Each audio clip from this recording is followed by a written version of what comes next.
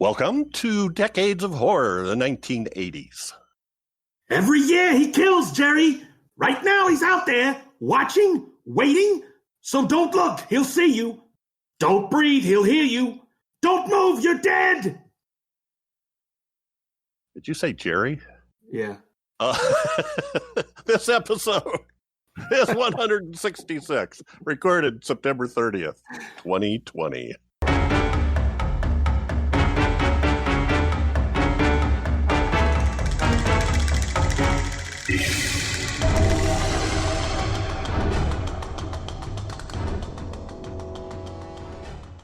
I am your host, Jeff Mohr, and this podcast is about horror films released between 1980 and 1989.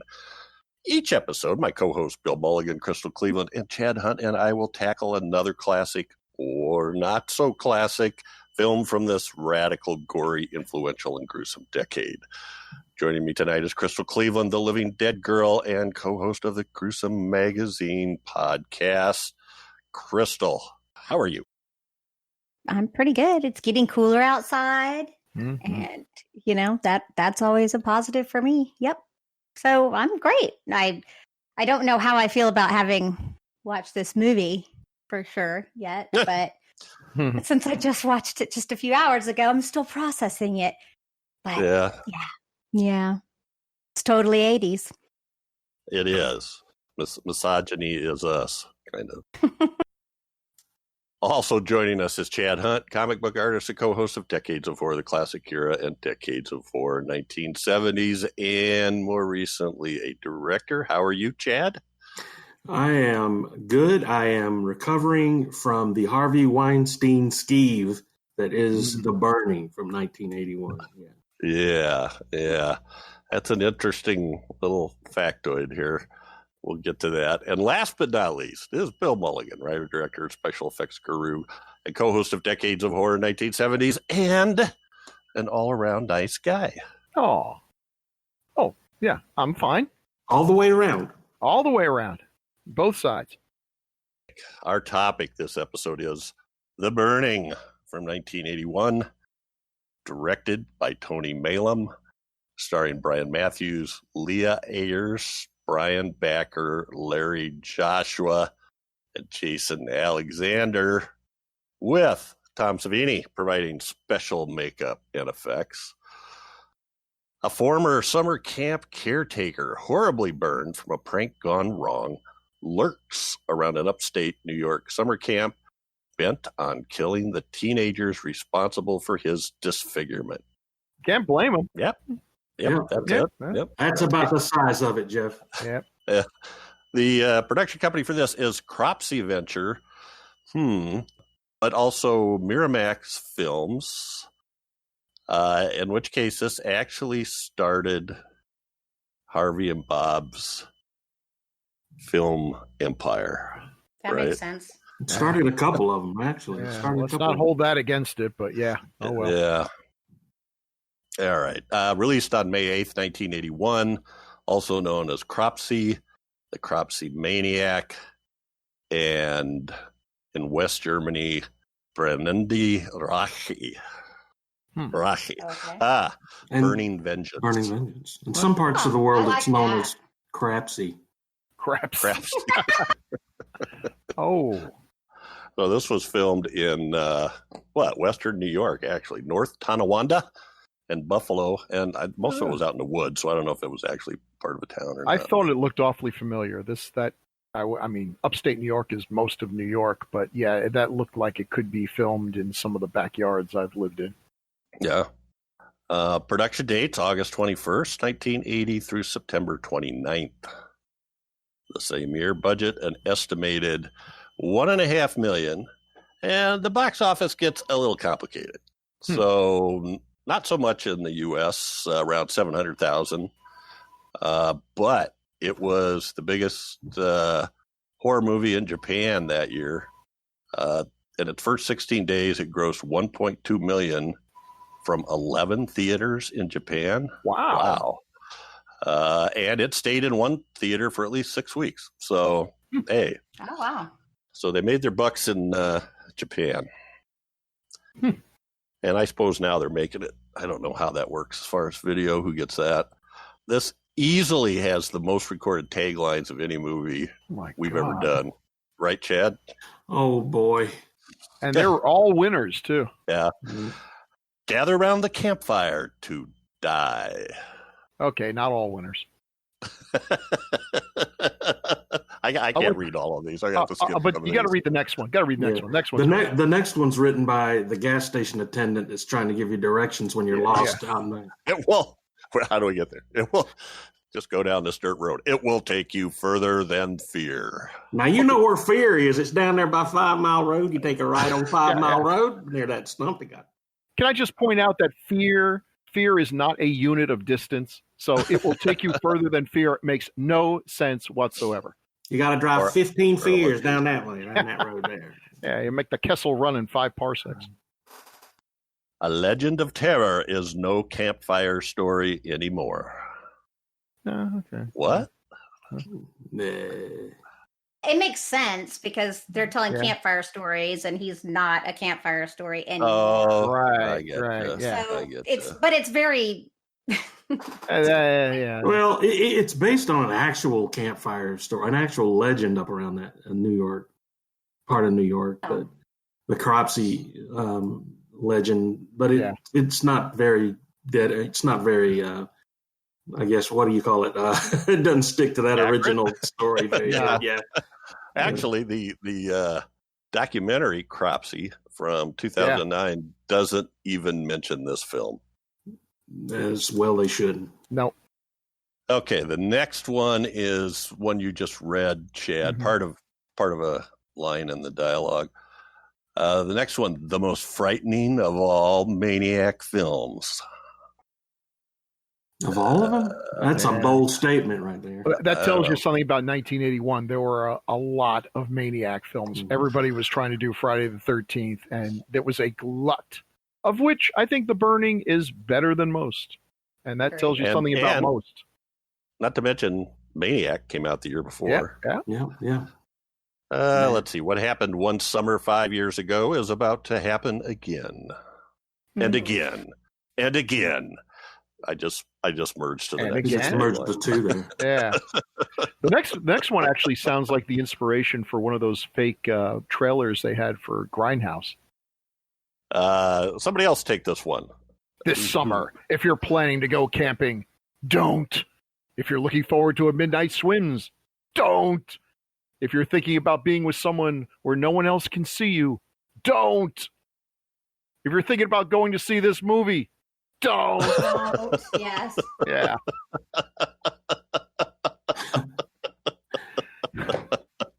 And again. And again. If you're planning on camping, don't. If you're looking forward to it, don't. And if you're thinking about being with someone where no one else can see you. Okay, that's just hilarious. Let's see. The next, A Legend of Terror isn't a campfire story anymore. Didn't we have that already? Somewhat, yeah. Today is not Friday the 13th, but if you see this movie alone, you'll never be the same again. Makes no sense. I don't understand where they're going with this. They got Friday the 13th in there, but I guess if you see it alone, you'll never be the same again. If you see it with someone else, at least you have someone to talk to, and maybe you can recover.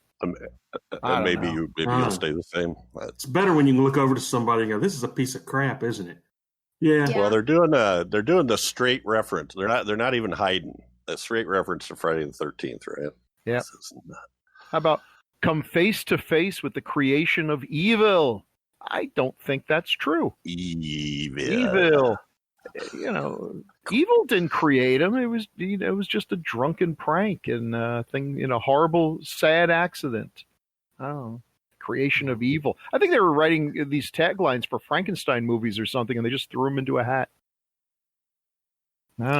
No, it actually sounds like Cropsy should have created something scarier than he was, and that's what they're trying to. I don't know. There's so many taglines for this film. They couldn't even keep track of what they were doing, and they have the exact same one in there twice. And then the last one. If you go down to the woods today, watch out for Cropsy. He's irritable. Yeah, that's always good advice. He drank a lot of milk at lunch. Hey, by the way, that was a pretty good Jason Alexander. from our master of dialect, Chad. That was pretty good. That was I still say it sounded more like Newman. Anyway. No, thank you, all around nice guy, Bill. It was George. Yeah. It was George. Okay, well, let's get to first impressions. First time seeing this film. How does it compare now? And since Chad picked this, let's just throw in, why did you pick this? Yeah. Well, why, Chad? I've rented this when it first came out in the video store, and that's the last time I saw it, and that was way back in the early 80s. And didn't like it then, but I thought the Cropsy looked awesome, in all the pictures that I saw of him back then. And I was like, wow, this is going to be a cool slasher guy, and I just remember being totally let down by it. So when I saw that it was on Shudder, I was like, well, I'll give it another chance. Maybe it's worth it. And it was not worth it at all. It's better. Like Bill said earlier, it's better than some, but it's way worse than some of the better slasher films. And I'm not really a slasher film as much as I am a slasher film fan as much. So when characters like Freddy came along and when Jason turned into a zombie, and that's what made slasher movies interesting to me, supernatural ones. So this Cropsy guy, I just thought he was the coolest looking thing I'd ever seen at that time, because there was no Freddy yet or anything like that. So it was just a very cool creation that was not used to the utmost, to the best of their ability to do. Maybe it was the best of their ability, but he was just given short shrift, I thought, to have such an awesome looking killer and monster for your movie, and then just relegate that to the last 10 minutes of the film, really kind of let me down. So, and it was just so plodding and so slow, and it was like, when you're 14, 15 years old, yeah, whoa, boobies galore. I was all about that. But now I've seen boobies enough to know what they look like now. And, but give me a story to go along with it. Give me something that will carry the plot along, which I know slasher movies are famous for not doing that, but I guess it just did not hold up as well as it did when I first heard of it and first saw it and thought the character was so cool and all. So I just found myself really, again, Shudder, thank you for your 10-second fast forward button on there, because I had that down as a question, Chad. Yeah. How did you feel about running through the woods? Oh my God. And these guys are running through the woods like they're running track. I don't know about you guys, but I grew up around woods and running through the woods and this and that. There's no way you could do sprints like that through the woods without busting your knee. Yeah, running into a tree, tripping over something. There's just no way to do that. So yes, thank you, Shudder, for your 10-second fast forward button. I put it to good use this time. But just for me, it didn't hold up at all. It just did not hold up at all on the second viewing. Okay, Crystal, how about you? Is this the first time you saw that? And what were your impressions? Yes, this is the first time I saw this movie. I watched it just a few hours ago. And, so as I started watching it, I started to get more and more confused as to why this movie was chosen, because it's like got lots and lots of excess. There's multiple moments where there's so much buildup to literally nothing. And I was like starting to get a little depressed. But they did a good job of, establishing their. I think they had more character development in this than most movies from the 80s. I agree. So I have to give them some credit there. You know, I mean, each person was defined. You knew what their relationships were. So, you know, I mean, that to their credit, but I just felt like it was kind of boring, but not boring as well, because I always felt like something was going to happen. I felt like it was going to pay off. And then all of a sudden it's like murder. So that was kind of fun. And if I'm not mistaken, I think, and I this makes me laugh. I think that one of the dead bodies was a freeze frame. Did you see that? Is that what that girl was at the end? Was she a freeze frame? Do you know what I'm talking about? In the mine. Yes. I think. Yes. I think so. I think she was a freeze frame. That killed me. I thought that was hilarious. Yeah. Why would you do that? She couldn't hold we still. we needed more. She's been dead. We needed something scary to stick in there in the mine, and I guess that's all they had. Maybe I don't know. I just thought that was really funny. I have to say, I think that the creature was pretty cool too. I mean, you know, this is the 80s. I think that they did a great job on that. And I mean, there were some kills that were kind of a joke, but that wasn't due to the special effects. That was due to the lack of any sort of special effects. It's where they used cuts instead of anything else. And I was fine with that. You know, there was a lot of super hyper red blood, which is nice. So, I mean, it picks up, but it's nice. It's not something that I'd ever watch again. I mean, if I had to, I would. It's okay. It's okay. It wasn't that bad. Just wasn't great. That's all. Wasn't okay. Yeah, it was okay. But not that bad. It was okay. Yeah. Just not that bad. All right. Mm-hmm. Mr. Bill Mulligan, how about you? When did you first see this? Amazingly, just a few days ago. Interesting. Yeah, this is one of those ones that kind of slipped through the cracks for me. I mean, I knew what it was. I had Tom Savini's book, so I saw all the cool shots and everything. And I had seen in either a compilation or just on YouTube or something the Raft Massacre, which is great and definitely the high point of the movie. But I hadn't actually seen it. So I watched it, and I think I liked it a bit more than most of the folks here. It's definitely not great, but I am not a slasher movie fan. I'm not a big fan of the slasher movie thing until, like Ched was saying, they brought Freddy and Jason turned into a zombie. It brought more supernatural into it. If it's not directed by Dario Argento, slashers just don't interest me. Now, there is a genre of film I hate even more, and that's bad teen sex comedies, which is pretty much what this is for most of it.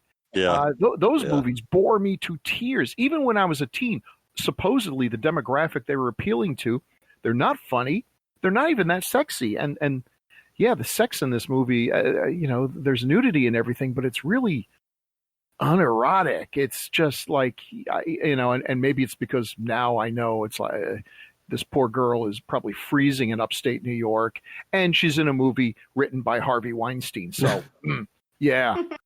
But there's a long time between kills. There is a kill early on with the prostitute, and that's okay. Not a whole lot, super much shown there. It's a long time to get to the kills. Now, I agree with Crystal. They do have a lot of characterization in here, and Jason Alexander has star material written all over him. Also, he has hair, which is a little hard to get used to. But he is so much better than everyone else in the movie, or it just feels like he's making up his lines. He's super likable. You can see this guy's going to go places, and he makes you like the character. Yeah. But it's a long time. Then we got the creepy guy who I guess we're supposed to root for, but I didn't want to root for this guy. He's creepy. For once, I don't blame the kids at the camp. And I don't know what the purpose of that was. If we were supposed to think maybe it is the creepy guy committing murders, but we're never going to think that because we saw the whole opening of the movie where the guy got burned alive. Yeah. So that seemed just a little weird. So now he's just a weirdo. When the killings start, I love Tom Savini. Tom Savini was doing just great practical effects. They're simple, but they work really well when that thing is jabbed into the guy's throat. I know it's just they've just cut them and stuck them on the throat and your throat moves in, but it looks good. But it's really effective. The raft scene's great. And the Cropsey looks awesome. And they don't show enough of them. And then we get to the climax, and I feel like it all fell apart. I don't understand where they went with that. It seems like it was building up to what should have been the high point of the movie. And by the time it's over, you realize, nope, the high point was the raft. Didn't make a lick of sense that the guy was hiding in this canoe, but okay, the high point was the raft. That was all the really good, fast edits. And this ending doesn't make a lot of sense. They keep cutting back to the girl in the boat like that's suspense. Will she get there in time? And do what exactly? What? Yeah, is she going to rescue them? I don't understand where this all went. So I just feel like it was kind of indifferently directed, and only when they let Tom strut his stuff did it really come alive. But as far as slasher movies go, I'd put this near the top because I really don't like slasher movies, and at least this one, it didn't bore me as much as I think it bored some of the others. But it is what it is. So I have a question for all of you. What his tool for killing, Cropsy's tool, do you refer to those as garden shears or hedge clippers? I'd say garden shears, but whatever they are, he orders them in bulk from. Yeah. And he keeps them shined up. I don't know. We always called them hedge clippers. That's we call them garden shears. We use them for. Jeff, when you say it out loud, I realize why we don't talk about them, because neither of those words sound scary. Garden shears has the word garden in it, and hedge clippers has the word clippers in it, and hedge, and neither of those are scary. Yeah. I thought he was here to do the gardening, and then he stabbed Howard in the neck. Yeah. Oh my God. Took off those kids' fingers pretty fast, though. Oh yeah. Oh, ridiculously fast. I mean, really, through the bone and everything. I'm like, okay, that's fine. I'll buy it. I had not seen this before either. It was something I looked at a lot and thought about, but I don't know. I do like the image that they tried to create of Cropsy standing up with the hedge clippers poised above his head. Yeah, that is and they get a little glint off the blades. And he does get the award for most inventive use, I think, of whatever those things were, of different ways of killing people with them. But it was the first. We get that opening 5 minutes showing the origin, and then there are no deaths, I don't think, for till the midpoint of the movie, 45 minutes. Yeah, it's a long going. It's also, I got kind of tired of watching, I guess, teenage boys trying to manipulate girls into sex and just being total dicks about it. Well, that was the whole thing Bill was talking about, the teen comedy. That's all those movies were about. Exactly. Eddy was a dick. And then Glazer he was pretty much a dick the whole way through, although he got his comeuppance a bit. He did. Embarrassment. And that was a cool kill. Anyway. Once they started killing people, it was good, except, the massacre on the raft kind of threw, I think there's, once they get to the camp, I think there's 8 kills, if I got that right, and 5 of them take place at the same time. Yeah, they're So there's no real pacing there. Although it would have been hard to, I don't know, kill 8 in 45 minutes. That'd have been 1 every 5 minutes. I don't know. And I'm not counting Cropsy himself, but. And I didn't get, there was a couple things in that mine, when he cranks up the torch, and then for some inexplicable reason, he turns it off. Yeah. Yeah. I'm just getting ready to burn this guy to death who burned me, and which I didn't get at first. I I don't know why, but I missed the part where Todd was one of the guys at the beginning. That's because it seemed forced and tacked on. Obvious. Yeah. Really? Yeah. Well, because I read the synopsis, I already knew clearly that he was one of the dudes, and he talked about the story, so I was like, clearly, Yeah. And how did Cropsy know that? I mean, probably he knew who those kids were, right? Did he? I guess. I don't know. Because I mean, he was the caretaker, so he saw it. He knew who they were because he was picking on them all the time, making their lives hell, I guess. He's a very strong caretaker. I mean, he's able to get that kid in the throat with the pinking shears and then carry them around up to the lifts them. It's like, how do you get that strength? To me, he looked worse before the burn. Yeah. Well, the prostitute might disagree, but I like how they That's so ridiculous too with the hospital. Yeah. Oh, I'm like, really? Kick him out. Yeah, well, we can't afford to have you anymore. Sorry about the skin grafts not taking. With a fake nose, you look fine. Off you go. They're not going to let anyone who looks like that out in the world. How could you even function? Yeah. And don't be mad about it now. Don't be mad. Yeah. But the freaking dude, the orderly, like, you want to be a doctor, don't you? You got to go look at this guy. Like, really? Yeah, come on. Are you kidding me? What? That's insane. I'm like, no, people, no. That's horrible. And all that build up for that, just for the Cropsy to grab his arm, and that's grab his arm. Yeah. Now, in fairness, run. This is based on a campfire story, and that's about the depth of the storytelling here. Now, it's weird because I lived in upstate New York. I went to Boy Scout camp and stuff, and we told stories around the campfire, but I never heard the word Cropsy. I am familiar with this version of this story, and this is where there was a guy who was horribly burned. His house burned down. He had a big H on the door. I guess that was his last name, and it was glowing red hot. His children and wife were trapped inside, and the door fell on him as he tried to break in, burning an H into his chest. And that was the big story, the H-Man. The H-Man who roamed through the woods, horribly burned, grabbing kids and all. But I never heard Cropsy at all. But I guess that turns out to be, but it's been around for a long time. They talk about the Staten Island serial killer, but actually they've been using Cropsy since like 1930s. Mm-hmm. It's an odd name. I've never ever, found a person named Cropsy. Yeah, it says that on the actual legend website, it says he was an escaped mental patient from Willowbrook. Mm-hmm. I don't know where that is. So it's probably one of those things that have blossomed out from the original story, and there's 50 different versions of it. Yeah, just add on to it. Yeah. Oh, and that's Staten Island, Willowbrook. Oh, okay. Anyway, I think I was born in Staten Island. That can be a pretty scary place, let me tell you. What about the director? What about the direction, and what did you think about it?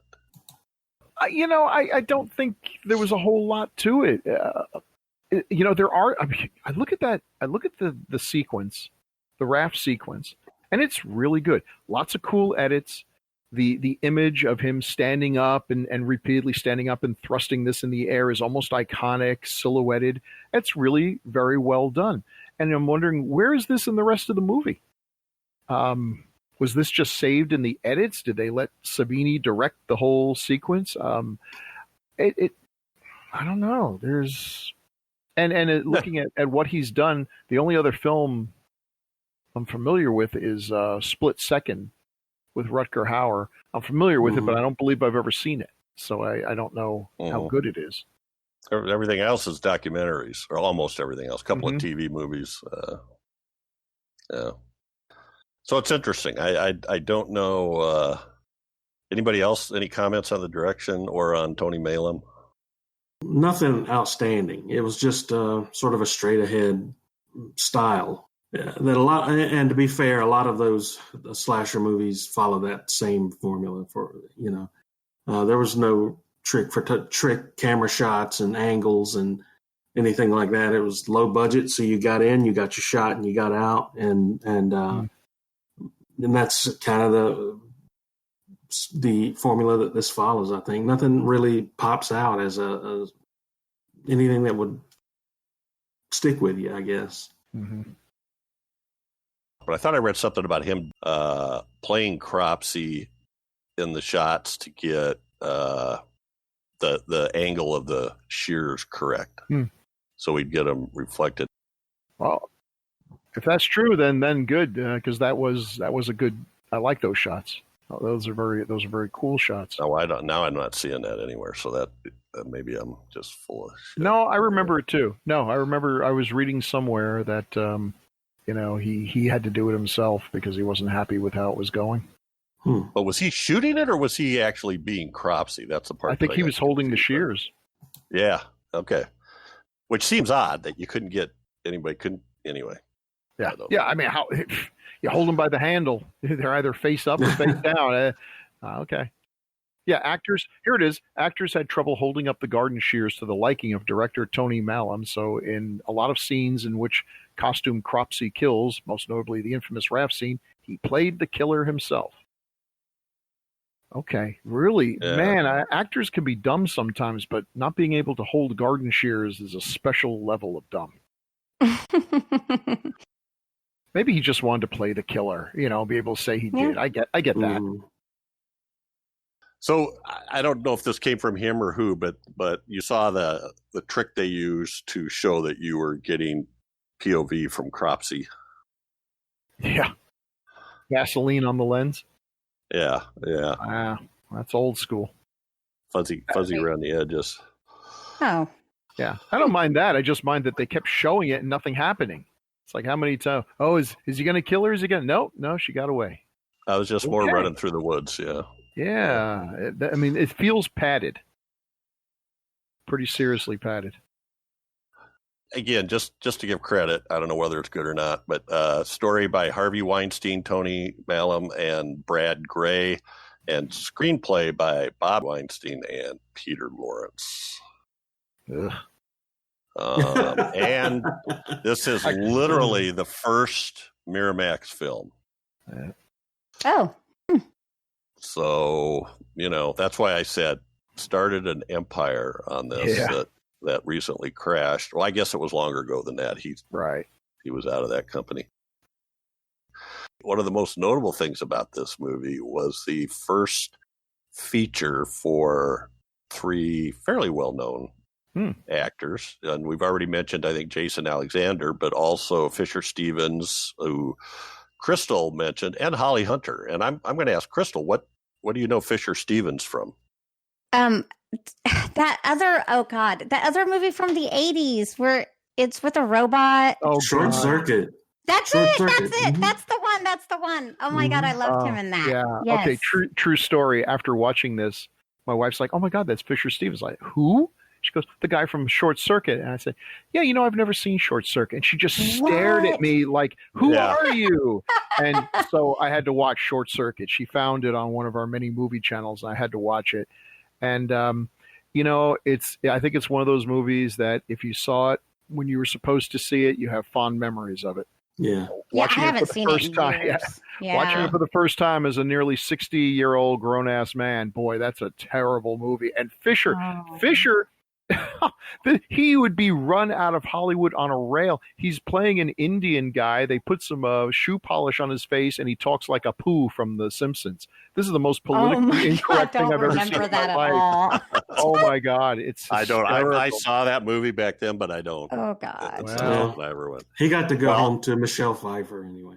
Yeah, he did. Oh my God, really? I remember that. Yeah, he was married to her for. He was married to Michelle Pfeiffer. Wow. Yeah. Wow. Yeah.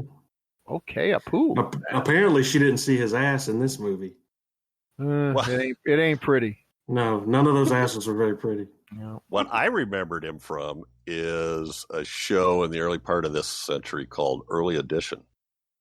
Yes. Oh, yeah. Yes, I remember that. Yeah. That I kind of liked, because it was weird. The guy got the Tomorrow's Paper today, I think. Yeah. And that's cool. He was always running out and trying to find save somebody, any tragedy or crime or anything that happened. I'm trying to remember. He's a good guy. I'd be running out trying to find a stockbroker. Yeah, no. Well, he wasn't the lead. The lead was Gary. What's the guy's name that was in Friday Night Lights? Kyle Chandler. His name's not Gary. Kyle Chandler. Oh, yeah. Kyle Chandler was the guy that got the paper, and Fisher Stevens played his sort of unprincipled friend that was always wanting to make money on it. Olive Bill, I guess. Yeah, you call it unprincipled. I call it, taking advantage of an opportunity. Being smart, yeah. Well, look, if you make enough money, then you can help more people. Say you don't have to Crystal. Thank you. Yeah. That's exactly where I was going with that, Mm-hmm. Mm-hmm. Well, and he played, his character's name was Chuck Fishman. So he always called him Fishman. What are you doing? So anyway, he was pretty good in that. And I think he's gotten more into production, if I recall, in some ways. Wow, he's got a lot of acting credits. He's got like 99 acting credits, 40 producer credits, 22 director credits. Wow. This guy's involved in movies. Yeah. Good for him. Anyway, I always kind of liked him, so it was cool seeing him this young. I was surprised. Yeah. Now, he's a guy you recognize, right? Yeah. At least I did. And Jason Alexander, can you recognize him? I can, but the hair, he's so young and he's got so much hair. He's just so obvious. Like, yeah. He's... Well, and isn't it a little strange? I was noticing that for the first half of the movie, he's like one of the main characters. He has a lot of dialogue. He drives a lot of what's going on.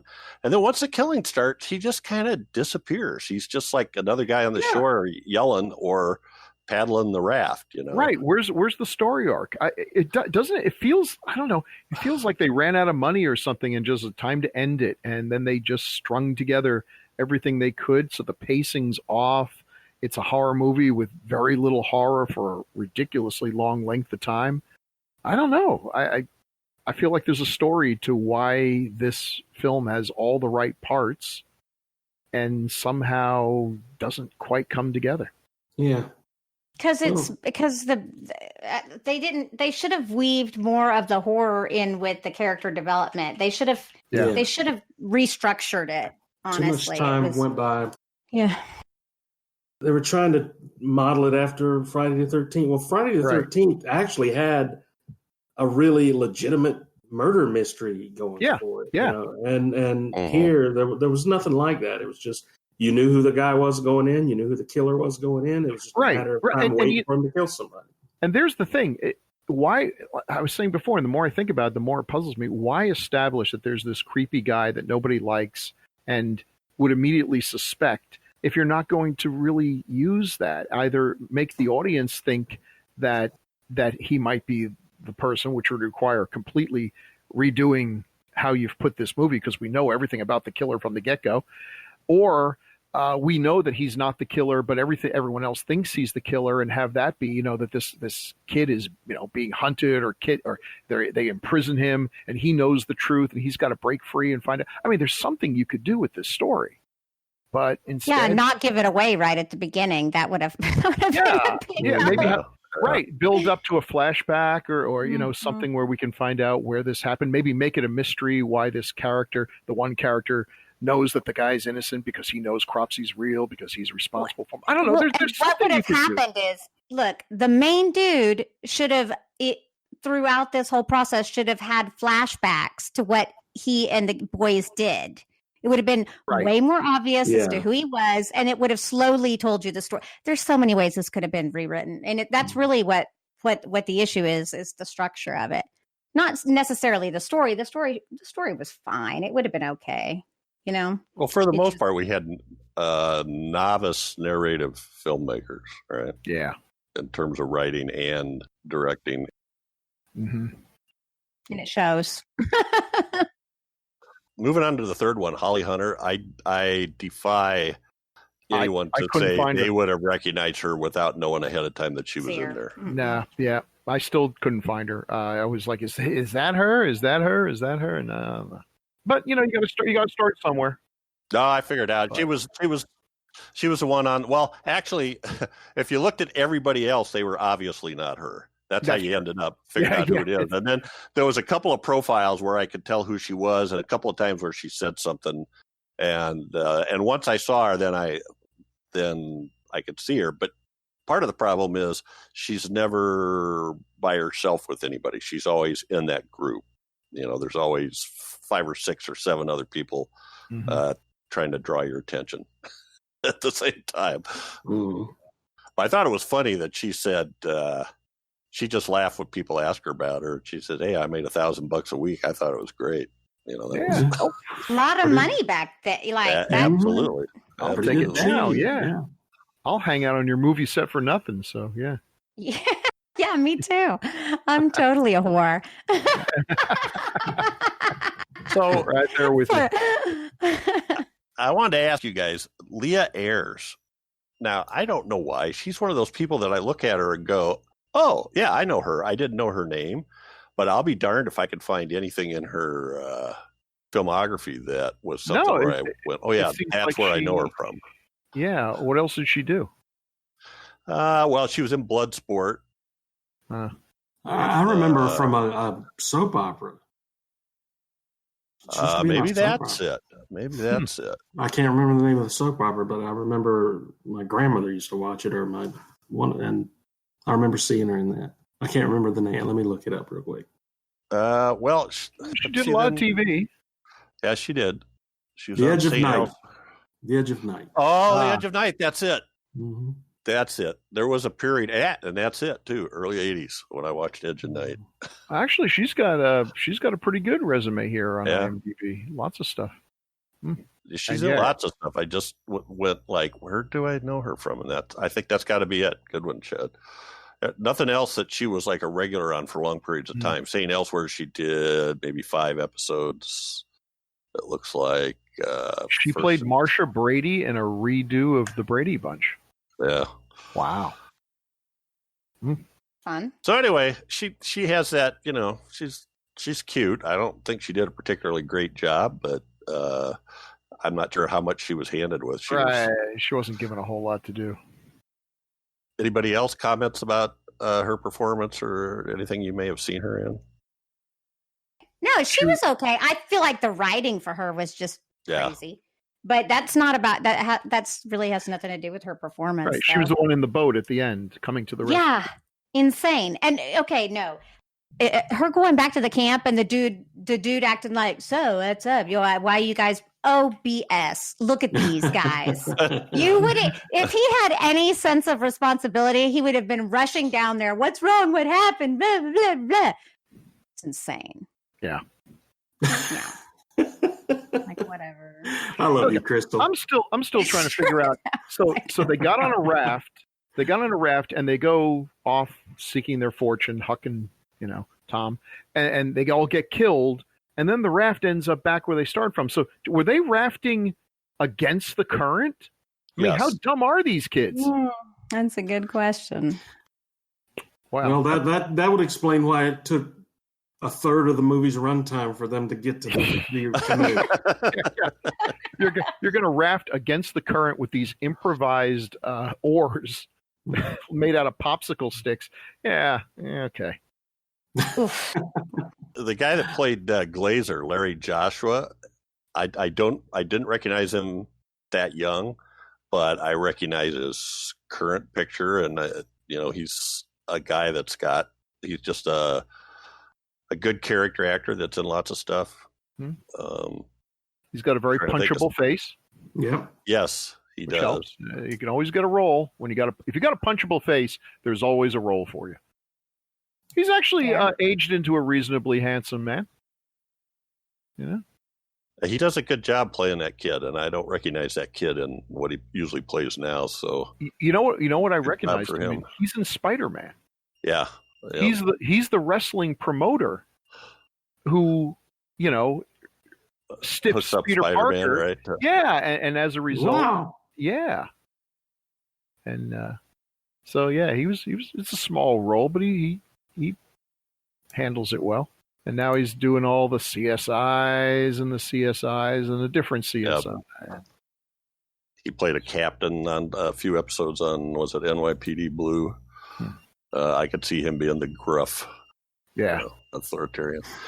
There's a couple other guys here. The guy that played Eddy, Ned Eisenberg, he's very familiar looking and ends up with about actually the same number of credits as the other one. And same thing, Law and Order, Special Victims Unit. These guys get a lot of jobs and cop shows, a lot of TV. I believe he's the guy who got his fingers knocked off. I thought that was Fisher Stevens. Fisher Stevens, right. That's right. I'm not sure what happened to him. He got killed on the raft, that's for sure. Actually, when I noticed it was him on the raft for some reason, that's like with him screaming. I was like, it's like Fisher Stevens. No. Oh, it is. Okay, so let's, we mentioned Tom Savini. Let's talk about Savini's role here and the kills, which I thought were pretty cool. Mm-hmm. So what do you guys think of Savini's work here? Best part of the whole movie. Oh, yeah. There's no reason to watch this movie without him. Mm-hmm. And he turned down Friday the 13th Part 2 to do this one. And that was a wise choice because all his stuff would have been cut out. Friday the 13th Part 2, was just about the most bloodless slasher movie ever. A waste of time. I thought he did a good job. He says he wasn't happy with the Cropsy burn makeup, that they didn't give him much time, but I thought he did a great job with that. It's really gnarly looking. You don't want to look at it, and I think that's what you want, right? Yeah. I think because he thought he wasn't happy with it, it didn't get a lot of screen time, and when it was shown, it was in very short little bursts. But I thought it was a terrifying makeup. Yeah. Mm-hmm. Like I said, that's one of the things that really gets to me is this could have been really another iconic slasher. Along the lines of Jason or one of those, or Michael Myers or one of those, if they given the right story, and given the right, done better. I'll say that. But it was such an iconic character. When you think of The Burning, you think of that ugly face and that creature. You don't think of anything else. So. Well, I think a better poster would have worked too. I mean, they've got this poster of the arms upstretched with the clippers, but then the rest of it looks more like a love story at the lake kind of thing. I don't know. Maybe that's just me. I think it's a cool little poster, but it doesn't let you in on. Well, I guess they're saving the mystery of the what he looks like till the very end. I mean, and it is pretty. Don't ever make the mistake if you're a makeup person to Google burns, unless you're ready for what you're going to get. He made this in 1980, 81. Now, of course, Tom Savini was in Vietnam, so he probably got to see up close and personal what horrible burns can look like, and he did a good job there.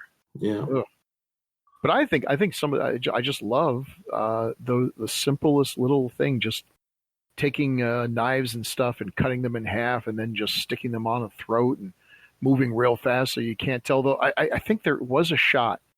I feel like there was a shot. I can't remember which kill it was, where it seemed pretty obvious to me that at some point they kind of gave away the gag, that they held it for a little too long, and you could see that the pruning shears were not whole when they pulled away or something. It was almost subliminal, but I saw that there, and I'm sure if I saw it correctly, I'm sure Tom Savini was probably pulling his hair out, that the editor wasn't smart enough to know when you're supposed to cut away. I mean, that's how this whole thing works. Mm-hmm.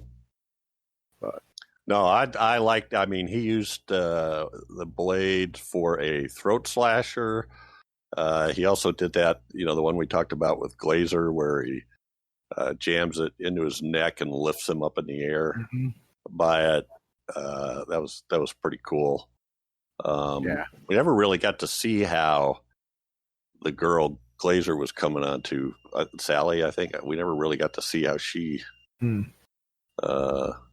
died, that I remember. Yeah, there wasn't an actual scene of it. I think she got stabbed in the neck from the look of it. Yeah. I'm a little surprised that the killing of Cropsy was also, if there was ever a time when you should have been in slow motion and multiple angles, it was that axe to the face. That's pretty cool. That's a pretty cool kill. And okay, I mean, I guess they went for subtlety or something. It's quick and effective, But I don't know. Am I being a gorehound here? Just like I think that deserved more. Once again, I like how you mentioned it. I think that's an editor issue. I think the editing on this movie sucked totally, and that's what I was saying with some of the kills. Like I have real issue with the editing. The raft scene, I feel like was edited really poorly. I mean, was it the best part of the movie? Maybe. Doesn't mean that it was stellar, though. It definitely had. I just feel like it was very choppy and cut at the wrong spots. Almost it was confusing, that's for sure. Yeah. The editing was weird for me in the end when they kept cutting back to previous scenes.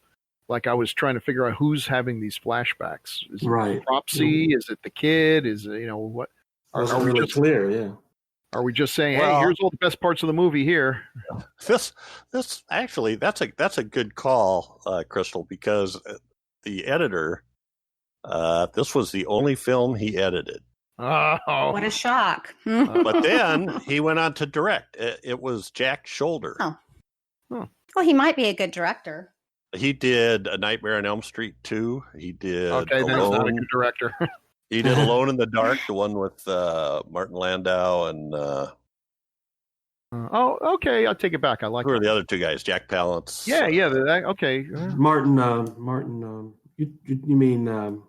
Martin Mull. Martin Landau and... there you go. Donald Pleasance. Oh, wow. With the big predator-looking alien that threw the... Yeah, we're going to need to do that movie sometime. That's fun. That was this is the warning. One where the three of them are in an insane asylum. And break out. I'm thinking of Without Warning. Oh, wait, he did The Hidden. Yes. Oh, I love The Hidden. Mm-hmm. Okay. Is that the one with the kid? It's the one with the alien that crawls into your mouth. Yeah. Run around and stuff. That sounds fun. Maybe I need to go revisit Nightmare on Elm Street 2. I was not fond of it when I saw it. But... Well, okay, so there's a lot of controversy around that. Oh, really? Oh, yeah, and mainly because of him. Oh. Or writer. There was a whole lot to it, but there's a great documentary on Shudder, which I can never remember. Is that Scream Queens? Yeah. Yeah. So the lead in this one was a male lead as opposed to female, and they caught a lot of grief for him, screaming like a girl and stuff like that. And then there was a scene in a S&M bar or gay bar, maybe combination. Crystal, help me out. Yes, that was it. So basically, though, the gist of it was that the lead actor was accused of being too gay for the role. And his defense, and honestly, rightly so, is that it was written that way. And honestly, it really was. I have to say I support him. Now, the director actually said, or the director or the writer said, well, I didn't say scream like a girl. Oh, my God. Wow. No, but you had this S&M gay club sex scene and you spank a bare butt. And I mean, come on. It's the whole thing is like, yeah. Okay, this sounds way more interesting than I remembered it, so I'm definitely going to have to check out. Watch the documentary and then watch the movie. Yeah, because we reviewed the documentary on Gruesome Magazine podcast like about a year ago, I think. And it was I thought it was a great documentary. It pretty much ruined the guy's name was Mark Patton. It pretty much ruined his acting career. He had starred big time in I always get this title screwed up, but Welcome to the Five and Dime, Jimmy Dean, yeah. He was a star, male star in that. So he was on the verge of like breaking big, and then boom! Oh, this is everybody hates us because he was so gay, Wow. And he's like, harsh. I was doing what the director and the writer had, and they both like pretended like played dumb, and I don't know. Anyway, so Jack Sholder. Sorry about that. That's a digression. He was the editor. Well, he was the editor in this one. Yeah. All right. Well, Tom Savini, you talked about the axe scene. It said he was the one holding the axe in that scene, which is not surprising. You want that to come off right. He was the shotgun. He was holding the shotgun in Maniac. He's holding the axe. Yeah, you build these. The thing about practical effects, it's a one-time deal. if somebody screws it up, if they forget to press the trigger on the camera or they miss it or whatever, you've got to start from scratch. So yeah, I don't blame him at all for being the one to, make sure. Since apparently the actors couldn't hold pruning shears correctly, why would you trust them to be able to actually hit the broadside of a barn with an axe? If I was doing that, I'd be a control freak too, because at least if it fails, it's your fault and no one else's. I could not handle giving someone else that control. Oof. Yeah. I don't know what else to say about this other than there's a lot of, there was a lot of day for night stuff. Better than most. I hate day for night, and it was better than most. In the woods, you could kind of get away with that because there's not a lot of sun shining through, I guess. There were a couple shots when we got to the toward the climax that were pretty dark and a little hard to tell what was going on. But for the most part, they did okay. Now, I'm going to say, Crystal, you tell me. I watched it on Shudder, and then today I was running it because Shudder did that thing where, like, the day we're going to record it, they took it off. Thanks, Shudder. Yeah. So I started watching the YouTube one. The YouTube one didn't have that issue. I think the YouTube version was sharper. It was very good. And that scene in the mine, you could tell what was going on. Oh, totally. Wow. I didn't realize y'all had a darker version. Yeah, it was like he was walking through the dark. At least that's what it seemed like. It was like season 8 Game of Thrones dark. It was. Yeah. I get that. So anyway, any other comments about this? So we got the burning. We got the raft scene. I like the sliced forehead. That was a good kill. That was a good kill. That was pretty good. Chopping off the fingers. That was nice. I think there was a blade to the neck, maybe. I think all the kills were okay. I mean, I don't think there was any real issue with that. Okay. But that was the better parts of the movie. I just, I think this movie could have been really good, actually, had they, asked me. That's right. And they never do. They never do. No.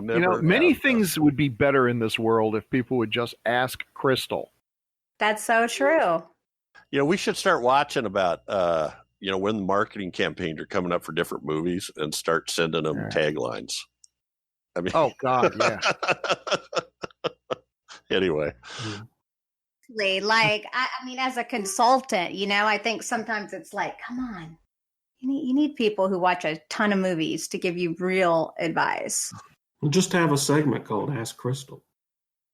I would totally be down with that.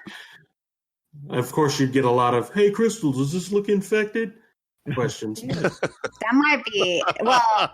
God. That sounds so gross. Does this smell like chloroform? Ooh. Oh, well, Bill, damn, that took a dark turn. Wow. Harvey Weinstein wishes he thought of that line. Okay. God. I think we could wind this up. Anybody have any closing comments about The Burning? Should people watch this? Oh, well, sure. Yeah, I mean, at least once. If you're a Savini fan, of course. Yeah, if you're a slasher fan. If you like 80s slasher, like I said, I would consider this one of the better ones. I just think that it was such a dreadful genre that you could be one of the better ones and not be particularly good. Mm-hmm. So it's up there. Yeah, and I think it's worth checking out for for sure. Holly Hunter, Jason Alexander, and Fisher Stevens' first film too. Yeah. And whatever platform you end up watching on, please invoke the 10-second fast forward button. Yeah. Whenever somebody starts running through the woods, you got about a minute. You can just. Yeah. You're not going to miss anything. Nothing happens. Okay. Well, you know what? I'd like to tell you what the next movie is, but it's my pick, and I haven't picked it yet. So Jeff. I guess we're going to have to live with the mystery. Uh-oh. Oh, my gosh. Well, Grue Believers, that's it for this episode. But every 2 weeks, we'll be focusing on a specific film released between 1980 and 1989. Next up, who knows what we're going to choose, but I'll let you know when I know. make sure you join us for that one because it'll be good. I guarantee it. Plenty of ways to stay in touch with us. Please send your feedback to feedback@gruesomemagazine.com or leave comments on Gruesome Magazine's HNRNDOH podcast Facebook group or at the website gruesomemagazine.com or even a review on iTunes. Please, please, please, please, please let us know how we're doing. Give us feedback. Yeah. We thrive on it. What do you like? What do you don't like? Tell us what you think of the film, of the podcast, whatever. Even if you hate it, even if you don't like something we're doing. If you're in love with Crystal or in love with Chad. Or if you don't like Bill, just keep your opinions to yourself, Mr. Man. We don't need to hear that kind of negativity around here. See, on the other hand, the rest of us love that kind of feedback. Oh, yeah. I don't care. Yeah. Oh, wow. Yeah, if you're gonna nail Bill, be creative. Let's hear it. Gonna nail Bill. Okay, where are we going? Okay. Catch us again here in 2 weeks for another great horror movie of the 1980s, as only decades of horror can do it. Say good night, everybody. Good night. Good night. Good night.